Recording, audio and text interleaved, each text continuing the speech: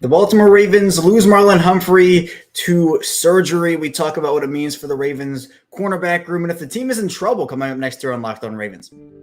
You are Locked On Ravens, your daily Baltimore Ravens podcast, part of the Locked On Podcast Network, your team every day.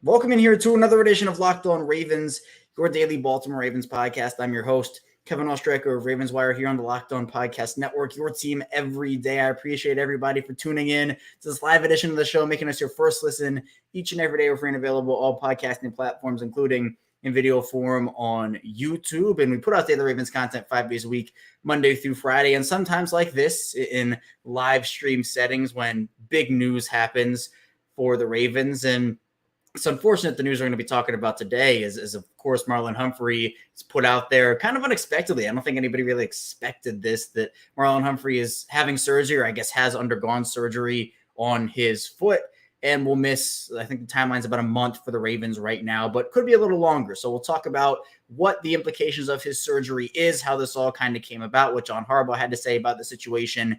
And then we'll get into the state of the Ravens cornerback room right now, because for me, at least, if you're an everydayer of the show, if you've been listening every day, you know I've been saying over and over again, the Ravens just cannot, outside of Lamar Jackson, they cannot afford to lose Marlon Humphrey. So we'll get into that. And then we'll talk about updates from joint practices in the final segment, kind of takes takes a lighter approach and get into practices. I know the Humphrey news is not great. So we'll get into all that. And this has been, getting this live stream up has been kind of crazy. I was going to go live at 5:30, and then the StreamYard was being a little weird and I couldn't really get the stream going. So I said, all right, we're just going to push it back to 6.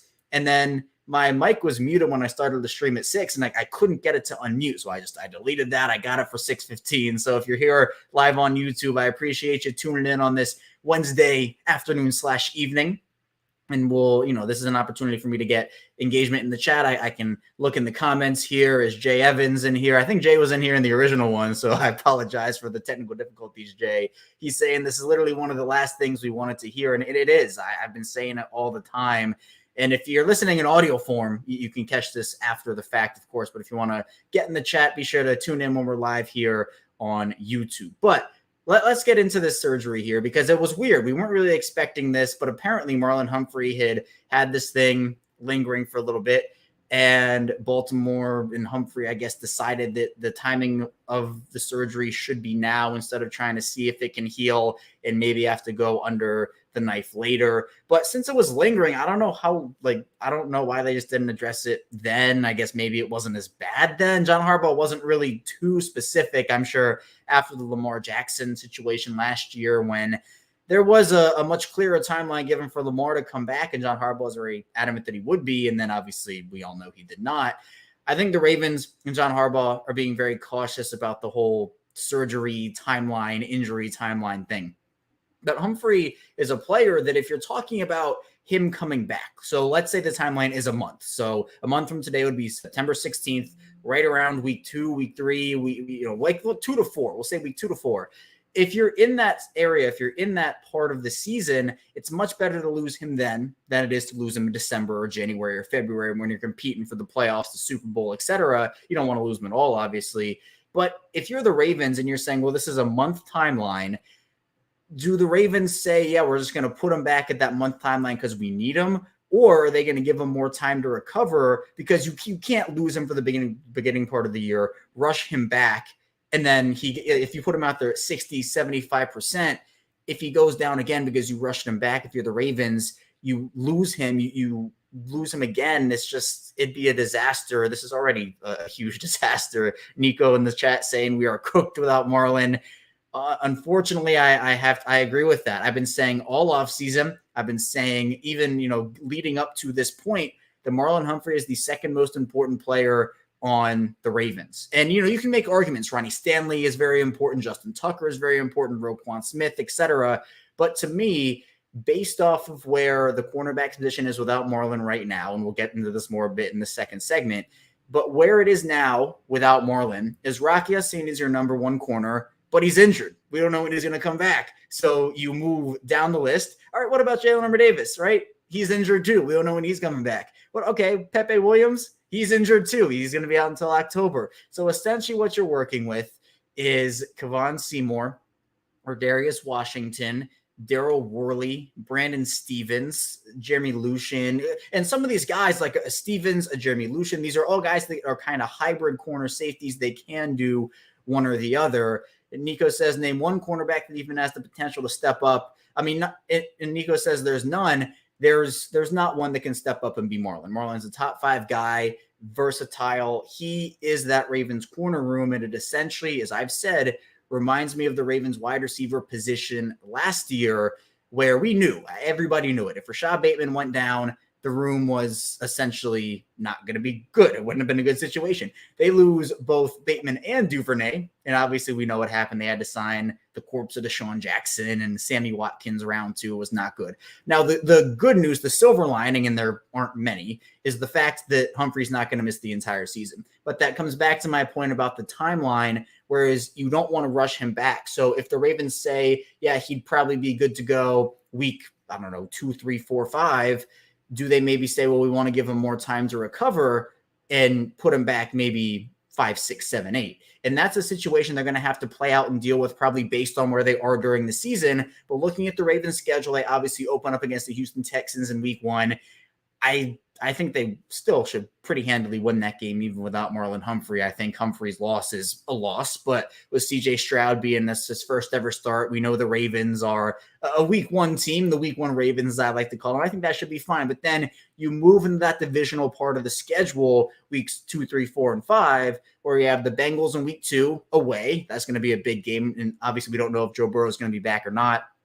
Then you have the Colts in week 3. So that's another one where I still expect the Ravens to win that even without Marlon. I think Anthony Richardson is very raw at that point, and I assume he's going to be a starter when he plays the Ravens in week 3. So I'd still expect at the very worst, at the absolute worst, 2-1 for the Ravens in their first 3 weeks, with maybe a loss coming to Cincinnati. They could win that game too, don't get me wrong. But then you have the Pittsburgh-Cleveland, where you have to 4-5, you're playing Pittsburgh and Cleveland, and that's Kenny Pickett, it's Deshaun Watson. And depending on how those games go, those could be swing games moving on to, the rest of the season. Now, Baltimore gets the home games later in the year in the division, but I kind of identified, and other people had too, that with Marlon in that corner room, you could put him on a George Pickens. You could put him on T. Higgins or Jamar Chase. You could put him on a guy like Elijah Moore. Well, he'd probably more so be an Amari Cooper. But now you have to rely on Rock Ya-Sin, who from accounts has had a very up and down start to his Ravens tenure through practices so far, and then other players. And I had talked about this. Rita Hubbard, who joined me yesterday on the show, we had talked about this in the facts that Baltimore, in my opinion, had to have Humphrey there, so health, Ya-Sin there, health, and then at least 2 young corners step up. So whether that was Armour Davis or Williams or Washington or whoever, Seymour, they needed guys to step up. And I don't know where that comes from. I'm not saying I don't believe in those guys, but Marlon Humphrey in his loss essentially makes this Ravens cornerback room a bottom 5 group, if not one of the worst, if not the worst cornerback groups in the league. Now, some interesting points here being made in the chat. Dusty Feller saying zone defense, bend, don't break. They have areas to, I'd say mask the loss of Humphrey. They're going to rely a ton on their safeties, Marcus Williams and Kyle Hamilton. They're going to have to step up big. I expect this means an increased role for Geno Stone. I expect Kyle Hamilton might get more run at corner. Daryl Worley, who, essentially has said he's playing safety, might have to go back to corner. So there's a lot. But part of this is the fact that at the end of the day, the Ravens have to have their offense and defense go hand in hand. And Joshua Sutter coming in the chat saying they'll be fine as long as the offense can keep it together, a.k.a. Lamar. That's what it's going to have to be. I mean, the Ravens are going to essentially have to score a ton of points and hope their secondary doesn't fall apart. And on top of it, the Ravens also still have a need at pass rush. Now, corner obviously has skyrocketed. If you had an argument for corner or edge rusher at the time before Humphrey had this surgery, there were points to both sides. I had argued for both. I had said edge was huge. I had said corner was huge. Corner is undoubtedly now the top need for the Ravens. But the issue is that we're not in March. We're not at the start of free agency, as I've said before. So at the end of the day, there aren't many if any needle movers on the free agent market right now. The Ravens brought in William Jackson. They could maybe go for a Bryce Callahan as a slot option, or they could go for a trade. I know Carlton Davis's name has been put out there. Jair Alexander's name has been out there too. Now, I don't think that's a realistic move for the Ravens. I'd love it. He's my top corner option for the Ravens. I just don't think it's realistic. If you're looking for Green Bay corner, I'd say Rasul Douglas is probably the more realistic of Jair Alexander or Rasul Douglas, but we'll see. And Savage 4-0 saying the Ravens going to have to put up 35 or more on the board in every game. I don't know if it has to be every game. I still think the Ravens defense is good without Marlon Humphrey, but the corner room is just such a weak point for them right now. And we're so uncertain on when that timeline is for him coming back. I don't know when the Ravens are going to have the time to figure out, Eric DeCosta is going to be working the phones. He's going to be figuring out, plus the fact that the cut down day is coming up in a couple weeks, and there will be teams that have a ton of depth at corner that end up releasing a guy that maybe the Ravens, I'm sure, will probably see a signing in the coming days, and then probably a signing when cut down day happens and maybe a guy gets released that we don't necessarily have on the market right now to talk about. Nana Rave 8 saying we already needed 2 good corners and we wouldn't get MP, in my opinion, because of Harbaugh. Now look at what happened. We lost Marlon as well due to injury. When it rains, it pours. Interesting enough for the Marcus Peters thing quickly before we head into our first break. I think so. I forget who it was. I don't want to put words in anybody's mouth, so I'm not going to say.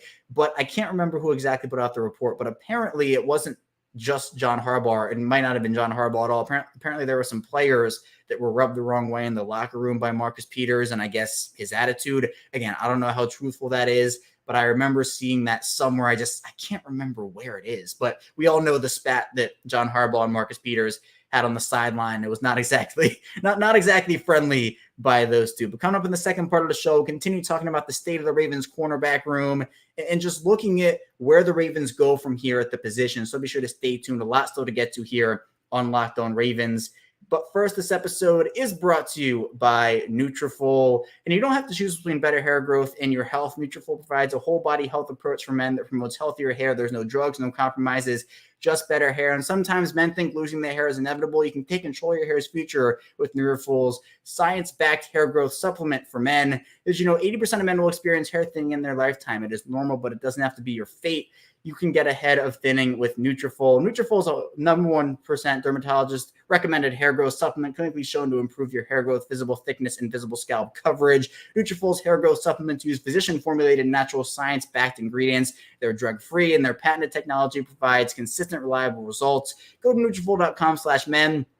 Take their health wellness quiz, identify causes of your thinning hair. Nutrafol will give you the personalized plan for better hair health through whole body wellness. Take the first step to visibly thicker, healthier hair. For a limited time, Nutrafol is offering our listeners $10 off your month's subscription for the first month and free shipping when you go to Nutrafol.com/men and enter promo code LOCKEDONNFL. Find out why over 4,000 healthcare professionals recommend Nutrafol for healthier hair. Nutrafol.com/men, spelled Nutrafol.com/men, and enter promo code LOCKEDONNFL. That's Nutrafol.com/men, promo code LOCKEDONNFL. We're back, our second segment of Locked On Ravens Instant Reaction Live Edition. Kevin Oestreicher still here with you. This is the third day of the setup. We had our morning episode with Rita Hubbard of 105.7 The Fan, the Winning Drive podcast. We talked about the first day of joint practices. She was great. I really enjoyed talking to Rita all the time. We have the live fish in the background here. We're still looking for fish names. I'll probably announce those. I don't, maybe starting next week, but we're kind of moving and figuring out everything. But the fish in the background, I think, are a nice little touch. But unfortunately, again, we're here live streaming today because of the fact that Marlon Humphrey, as it was announced, is undergoing surgery, or I guess has undergone the surgery on his foot. Now, Josina Anderson, who is plugged into the entire NFL and is actually very plugged into the Ravens, did reveal that it's not a Liz Frank injury. So that's an extremely good thing for the Ravens, because if it was a Liz Frank injury, as we have seen with Marquise Brown, Rashad Bateman, the foot injuries can be very weird. And I think when you're talking about getting screws in there and the removal of the screws and getting everything healed in the foot, it can be very difficult for guys to come back fully healthy, especially during the season. Now, we're at August 16th right now. There are a couple more weeks before the start of the season, but the state of the Ravens cornerback room has to concern a lot of people. It concerns me, and I've been saying it for the entire offseason. And look, you can't make your roster perfect. You can't have every single position have 6 all pros, right? But I think for Baltimore, essentially why I compared it to the wide receiver room outside of Humphrey is because of and honestly, if you take Humphrey out of the equation, it's almost identical. Not exactly, but almost identical when talking about the 2022 Ravens wide receiver room and the 2023 Ravens cornerback room, because you have the one veteran. For the receiver room was DeMarcus Robinson. For the corner room, it's Rock Ya-Sin, and Arthur Millett's in there, and of course they've looked at a couple other guys. But again, Bateman goes down, the room is not in a good place. Humphrey goes down, the room is not in a good place. And honestly, the drop off from Bateman to the next guy compared to Humphrey to the next guy in both rooms, Humphrey's a significantly bigger drop off. Humphrey is a guy that is an all pro and someone that you just could not afford to lose here. Now, again, he's not done for the entire season. He could come back in week 4 fully healthy and things resume. But then the question still is the Humphrey injury, the Humphrey surgery. It's not necessarily like he comes back and every single problem is solved. Now, he solves a whole heck of a lot of them, don't get me wrong. But even with Humphrey in there, you still have to worry, like, what if the young cornerbacks can't step up in that way? Because essentially right now, if we look at the cornerback room as is right now, Humphrey's down, Ya-Sin is down, Armour Davis is down, Williams is down. That's 4 guys who arguably you could say could have been the Ravens' top 4 corners if, everything went well and maybe Armour Davis stepped up or Pepe stepped up. But your top 2 right now, Armour Davis and Pepe Williams. Now, the 2 of Armour Davis and Ya-Sin are expected to return at some point. We don't know when. John Harbaugh said they're not long-term things, so hopefully that is the case. But the other thing with this, and I want to talk about this a little bit too, is the fact that with Humphrey and Pepe Williams, we know both those guys are going to miss the start of the season. So naturally, you probably say, well, why don't you put those guys on IR and they can come back in, 4 weeks? And that can give you enough time. Well, you can't put a guy on IR in the offseason or before the cut down day happens. If you put a guy on IR before cut down day, it ends their year. Like last year, the Bears, when they signed Tavon Young, they put him on IR. That ended his season. So they have to keep Humphrey and Pepe Williams on their 53-man roster until I believe it's the day after or 2 days after, one of those 2. But you cannot put those guys on IR right now. So you have to use 2 roster spots on them to start the year. So that means you're going to have to still release, whether it's a corner or somebody else, and hope they don't go through waivers. And look, with the way the Ravens corner room is right now, I don't know that teams are going to be jumping at the bit to go sign these released Ravens corners. But still, it's roster spots you have to use up on those guys. So I don't necessarily know what the Ravens do move-wise. I wouldn't expect – so I would think a trade could happen for the season.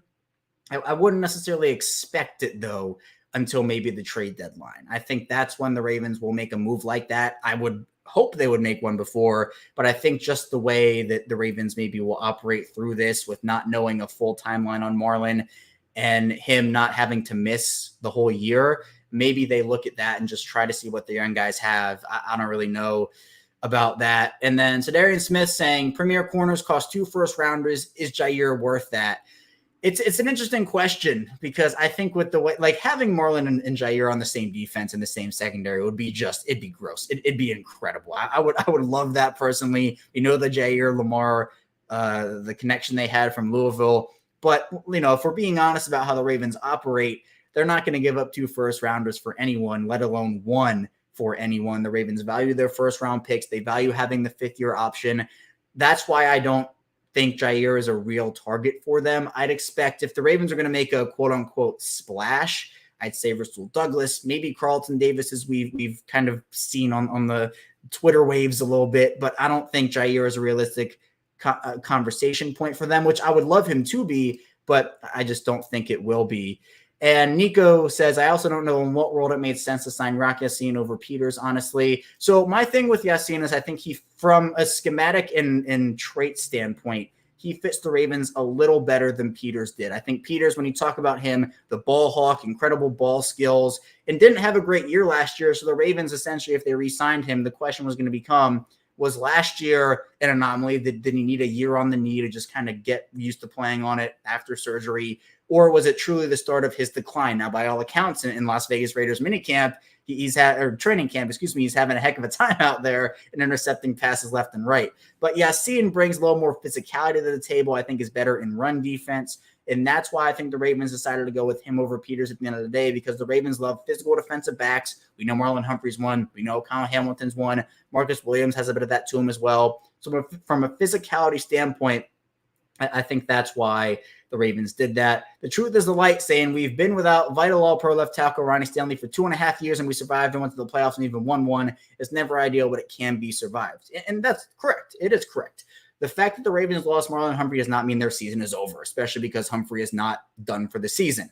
But I think it highlights a need the Baltimore's had all offseason and is probably the second worst case scenario for what Baltimore could have had happen to their position, and one of the worst case scenarios that could have happened to their roster. Now, obviously, the worst case in that position would be Marlon Humphrey missing the entire season. So now the Ravens have to rely more on their pass rush, which is still a question mark. How will Odafe Owe respond in his third season? Can David Ojabo step up in his second year? And where's the depth there? But now corner takes 100% priority over that at this point. So I don't think it's an issue if you're talking about December, if Marlon Humphrey can come back at full strength and the Ravens don't rush him. Where I'm more concerned about is we know the AFC is going to be a dogfight this year. There are, and varying opinions. There are probably, I'd say, 14, maybe 13 playoff teams that could make the playoffs. They're obviously contenders, and then teams that are more on the low end of, this team could make the playoffs. But really, I only see the Texans and the Colts as the two teams this year that I'm just like, those teams, it's not their year. They don't have a shot. You can argue that Vegas isn't going to be good with Jimmy Garoppolo. You can argue that the Titans are not going to be good because of Ryan Tannehill, but I still think they have pieces to make the playoffs. So if the Ravens drop a couple of games early and they start off, especially in the division, which we know 4 teams from that division can make the playoffs, if you don't have Humphrey for all those AFC North road games, which it's looking like that could be the case, and then plus some, like maybe the Ravens don't want to have him travel to London and then he misses week 6. Does he come back in week 8? I don't necessarily know what the timeline is because John Harbaugh didn't elaborate. But what we do know is that Humphrey will be down for probably the next month or so, and we'll have to figure out how the Ravens do their business over the course of these next couple of weeks as well. And Nico's saying, I trust EDC to make moves, but it's always stay ready so you don't have to get ready. And it seems like EDC is never ready for when things like this happen. So I will say one thing about the narrative, I'd say, about EDC not trying to get a cornerback. I think he has done stuff to try. The Ravens tried to get Xavier Howard, I think, last year or 2 years ago at the trade deadline. They tried to get Darius Slay. In fact, Darius Slay almost signed with them. He said himself he was this close to signing with the Ravens, and then the Eagles came in with a big offer. So Nico's saying a corner should have been taken way higher in the draft. An example, when we took Simpson, that should have been a corner. Actually, I agree with that point, but I think the fact that EDC has at least tried to get a corner and has failed means that he's at least trying to do so. So I agree with Nico in the fact that I think that Trenton Simpson was more of a luxury selection than corner, which was clearly a need when, the Ravens, Zay Flowers, I've had this debate. I think he was the right pick, and he's obviously showing it, but there was Joey Porter Jr. on the board. I would have loved it. I would have loved it if the Ravens could have gotten Christian Gonzalez. I think he's going to be a stud, but obviously the Patriots took him. But I think a third-round corner, that probably should have been, and I was kind of pining for that. It should have been the move over Trenton Simpson, but it is what it is now, and Baltimore's going to have to kind of figure it out as they move forward, which is a situation they've kind of gotten themselves into. But Humphrey is obviously, I'd say, probably the best player on that defense. You could argue between him and Roquan Smith. It's pretty close, but I think Marlon is extremely talented and versatile. So now they're going to have to be without him for the first couple of weeks of the season. And we have Ingraven popping in the chat saying emergency stream with Marlon Humphrey news. Ingraven's my guy. Go check him out. Obviously, the King of Ravens YouTube, as I call him. He does great work over there. And, Nico saying Ingraven in the building. Absolutely. Yes, sir, he is. So we'll continue talking about the Ravens in the final part of the show here. We'll continue getting into Marlon Humphrey. Also talk about updates from joint practices. So be sure to stay tuned. A lot to get to on Locked On Ravens. We're back rounding out Locked On Ravens, our final segment here of this instant reaction live episode, talking about Marlon Humphrey and his surgery, kind of a sudden surgery, not really expected here. Kevin Ostreicher still here with you. Again, we're a 5-day-a-week Ravens podcast, so outside of these live streams we obviously record 5 days a week, Monday through Friday, so we talk the biggest news, the biggest stories, game recaps, and we will go live. We're doing a live stream after every Ravens game this season, so we did one for the first preseason game, and obviously after big news like this, we go live as well. So let's just wrap up on Marlon Humphrey a little bit, and we'll continue talking about it throughout the rest of the show too, but I do want to get into joint practices a little bit, which we'll get to on tomorrow's episode as well. But Joshua was saying if the pass rush improves, that could hide some deficiencies in the cornerback room early in the season until guys get healthy. And that is a good point by Joshua. Now, what I will say about that, and while I do agree with what you're saying, Joshua, the fact is that the Ravens are going to have to probably do that a couple of different ways. And with the Ravens not having, I guess, proven depth, because we're not going to know about Owe, about Ajabo, and we don't even know when Tyus Bowser's coming back at this point. He's still on the NFI list. But they're going to have to probably get very creative with scheming blitzes up, sending guys off of the edge, corner blitzes, safety blitzes, just being able to generate pressure and manufacture their pressure. And while guys like Justin Madubuike, Broderick Washington, Travis Jones can help on the inside, they're probably going to have to get creative to kind of mask the deficiencies that their corner room has, because I don't know about anybody else, but the Ravens corner room as it is right now in week 2 going up against Jamar Chase, Tyler Boyd, and T. Higgins, regardless of if it's Joe Burrow there or not, that doesn't make me super encouraged. Now, obviously, Joe Burrow not being there would be big for the Ravens defense, but it just Humphrey's addition in that room, his ability to do so much, being somebody that can be so versatile, the physicality he brings, it's going to be missed overall. And Nico's saying we're also one injury away from being decimated at edge as well. Going to be interesting to see what the roster looks like in week 1. And that is true because we will be having the same conversation right now, albeit I think to a bit of a lesser extent. Actually, I don't even know, because let's say Odafe Owe went down, and obviously knock on wood, that does not happen. But let's say that happened. It'd be David Ajabo, and that would be it, because Tyus Bowser wouldn't be back yet. So then it's Tavius Robinson, it's undrafted guys like Malik Ham and all these other Achilles Sanders. So the Ravens, they were an injury away at the corner position in Marlon Humphrey. That happened. He'll be back at some point, but they are also Nico made a point, an injury away at the edge position, which is a very good point. And Nana saying when it rains, it pours, but EDC will pull something out of his football magician hat. And it feels like Baltimore's kind of keeping tabs on guys. It feels like, if you remember back in 2020 when the Ravens signed Des Bryant, it was a situation when they brought him in the offseason and said, hey, we're going to bring you in for a workout. And there were reports that workout did not go very well. But the Ravens, I think, essentially said, hey, look, we don't need you right now, but we want to have you essentially on speed dial in case we do. And the Ravens wide receiver position was lacking. They weren't getting production, and they signed Des Bryant. Now, Des Bryant didn't necessarily light the world on fire with the Ravens, scored a couple of touchdowns, but that's essentially what I'm getting at, where Baltimore is going to have to figure that out, where it's not like hey, Kyle Van Noy, hey, Jadeveon Clowney, we don't need you right now, but we're going to keep you on speed dial. No, they need them now. Like they need them now. But it's not just that, because now with corner, the options at edge still on the market are a lot better than they are at corner. The top options at edge are Jadeveon Clowney, Kyle Van Noy. They can maybe still go after a Melvin Ingram. They could bring back old friend Jason Pierre-Paul for all we know. Who knows? But at corner, again, it's the guys I mentioned earlier in the show. It's Bryce Callahan. It's William Jackson. Ronald Darby, who's coming off an ACL tear, maybe Achilles, one of the two, but a serious injury nonetheless.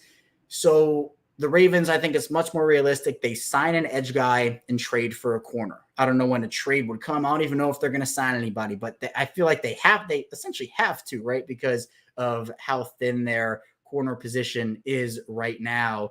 And Joshua was saying, I think it explains why the Ravens went with Simpson in round 3 over a corner. They were thin at edge at the draft. And Simpson, I know he's kind of plugged in as an inside linebacker. Those are people have him as, but I do expect him to play edge this year. I expect him to play in that role. Now, I don't think the Ravens should overutilize him in terms of being too versatile. If you've listened to me every day, or you're an everydayer here, that means that, it'd be almost like a Zaven Collins or Isaiah Simmons situation, as I've talked about before, where it feels like the Cardinals threw too much at them at once and didn't utilize their skill sets. But they need people. Like, they're going to need Trenton Simpson to play. They're going to need Tavius Robinson to play.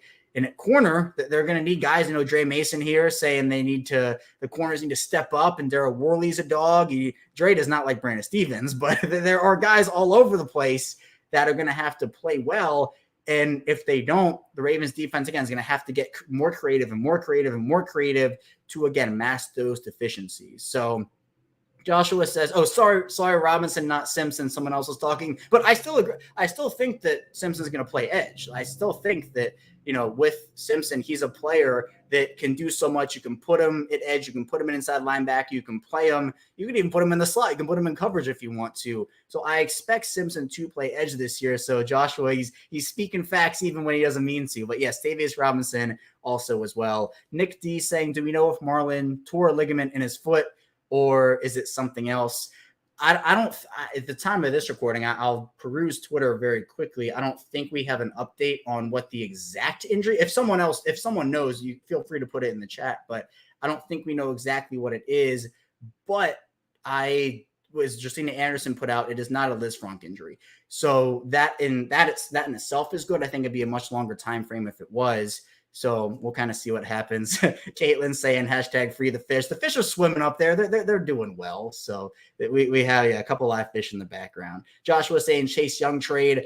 At this point, I'd rather them trade for a corner and sign an edge. I just think there's better. I mean, I wouldn't rule it out. I don't think we've actually heard official word or confirmation that there is going to be, like, there has been interest from the Ravens on Chase Young. I don't think that's been the case, but he'd fit what the Ravens need.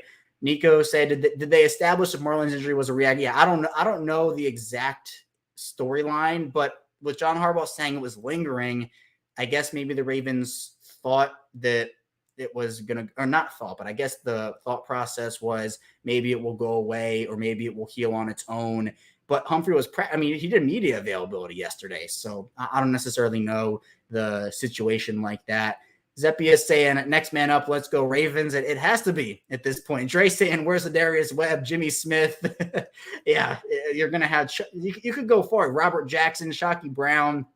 Go out there and bring back Chris McAllister for all we know. Joey saying we should name the fish Edgar Allan and Poe. That's been suggested. We're going to see if we're going to go with I'm still kind of working through it, but I'll probably announce the fish names on Monday. Even Perp's coming in saying #free the fish. I mean, the fish are good. They're good in there. But all right, let's get a bit into joint practices before we head out here. Joint practices, obviously, both Tuesday and Wednesday, they ended today, and it seemed like the offense was hitting on most cylinders yesterday, but today was a bit of a different story. Jonas Schaefer, who does great work over at the Baltimore Banner, talked a little bit about what he saw from the offense, and it seemed like Lamar struggled throughout the course of the day. According to him, Lamar Jackson finished 8 for 19 in full team drills against the Commanders' first string secondary. Jonathan Allen was absolutely dominant over the course of the day. Lamar didn't really have a tone setter either. There were a couple of misses. He missed Odell, missed Mark Andrews. I think he might have missed Zay Flowers, and maybe Tyler Huntley did one of the two, but it just didn't feel like a good day for the offense. Although Odell Beckham beat Emmanuel Forbes easy, and Zay Flowers was cutting up guys again. And it's interesting because I think with the Ravens, the narrative right now is the offense is going to throw the ball a lot more. They're going to throw the ball a lot more. It wasn't a great day for the running backs, though, overall on Wednesday. The defense, though, we heard it off at OA yesterday, had 3 sacks. Cordell Woodland, who does a great job over at 105.7 The Fan, he was talking a little bit about what he saw from the defensive side of the ball. And again, there were actually, we heard about the fights, right? We saw the Tyler Wallace fight. We saw the Mark Andrews. And those were not just like, oh, hold me back fights. Those were, oh, I'm going to punch you and we're going to go type of fights, which I think when you're talking about fights, that's how fights should be. But there were a few fights on the defensive side of the ball. I think Adafe Owe wasn't there, just Matabike.